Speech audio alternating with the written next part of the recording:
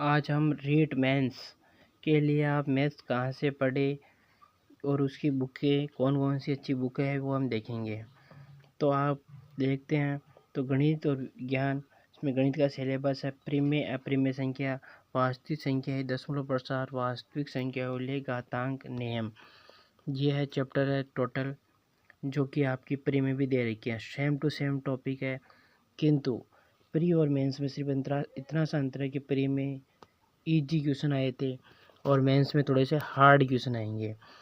इसके लिए आप किताबें ला सकते हो। तो रामनिवास माथुर की किताब आती है स्पेशल रीट के लिए, एक आती है RS अग्रवाल की किताब, RS अग्रवाल की किताब, ये वाली किताब। और इसके बाद में आती है एक ये दिशा पब्लिकेशन की PYQ किताब। इनमें से आप कौन कौन सी किताबें ला सकते हो? यदि आप RS अग्रवाल की लाते हो तो दिशा साथ में ला सकते हो, और यदि आप थर्ड ग्रेड की लाते हो तो दिशा ला सकते हो साथ में, या तीनों में से एक। और यदि आप बायोलॉजी से और आपके टॉपिक कमज़ोर है तो आप NCERT किताब पढ़ सकते हो। तो NCERT में कौन से टॉपिक कहाँ दिए गए हैं वो मैं बताता हूँ।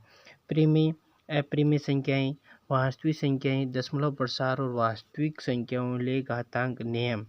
ये आप कक्षा 10 का अध्याय 1 आप पढ़ सकते हो।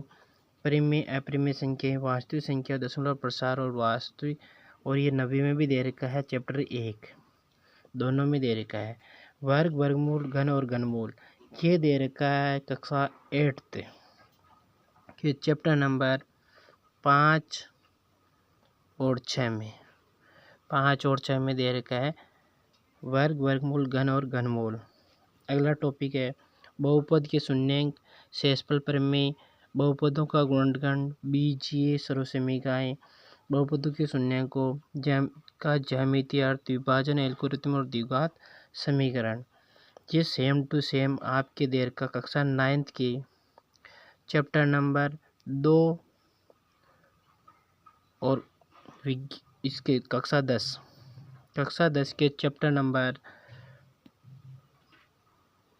2 में दे रखा है, और एक 4 में, 2 और 4 में दे रखा है। उसके बाद में है दो चरों वाले रैखिक समीकरण, ये दे रखा है चैप्टर नंबर कक्षा 10 के चैप्टर नंबर 3 में। और ये प्रतिशत, लाभ हानि, सरल ब्याज, चक्रवृद्धि ब्याज, अनुपात, समानुपात, वृद्धि एवं ह्रास, ये आपको मेरे हिसाब से इसी गाइड से ही देखना चाहिए। और यदि आपको कोई चीज़ समझ में नहीं आ रही हो तो आप YouTube पर सर्च करके एक मैराथन क्लास देख लेना, उसके बाद में क्वेश्चन निकालना आपके समझ में आ जाएगा।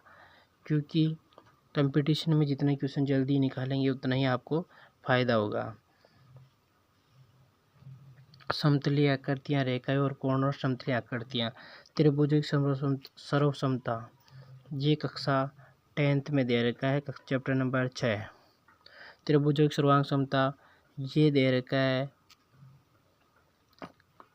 कक्षा 9th में चैप्टर नंबर 7। चतुर्भुज कक्षा 9 चैप्टर नंबर 8। वृत्त कक्षा 9th चैप्टर नंबर 9। बहुभुज कक्षा 8 चैप्टर नंबर 3। समतलीय आकृतियों का क्षेत्रफल और परिमाप, त्रिभुज, आयत, वर्ग, समांतर चतुर्भुज, समलंब चतुर्भुज और वृत्त, यह आप 9वीं और 10वीं किताब में से कर सकते हो। दोनों में दे रखा है, 6ठी, 7वीं, 8वीं, 9वीं, 10वीं में आपको सभी को पढ़ना पड़ेगा। ठोस आकृति का पृष्ठीय क्षेत्रफल और आयतन, यह भी आपको 8वीं और 9वीं और 10वीं में पढ़ना पड़ेगा। सांख्यिकी है, ये आपको 9वीं और 10वीं में मिलेगी, और प्रायिकता आपको 9वीं 10वीं में मिलेगी। धन्यवाद दोस्तों। यदि आपको हमारा वीडियो अच्छा लगा हो तो लाइक करें, सब्सक्राइब करें, अपने दोस्तों के साथ शेयर करें।